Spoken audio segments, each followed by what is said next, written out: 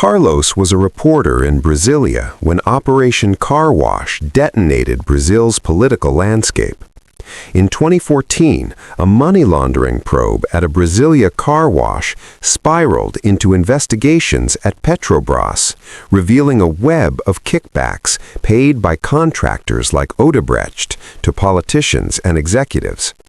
The task force in Curitiba, led by prosecutors including Deltan Dallagnol and overseen by Judge Sergio Moro, used plea bargains and raids that produced convictions of dozens of executives and elected officials.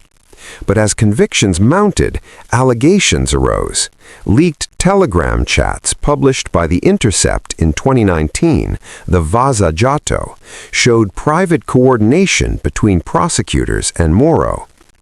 Critics said the investigation morphed into a political instrument, culminating in former President Luiz Inácio Lula da Silva's 2017 conviction, imprisonment in 2018, and removal from the 2018 presidential race.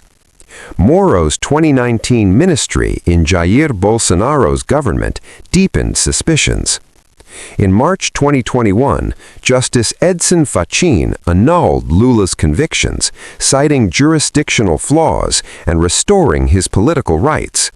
Courts later examined Moro's impartiality. Odebrecht later admitted to systematic bribery across Latin America, prompting probes from Peru to Argentina.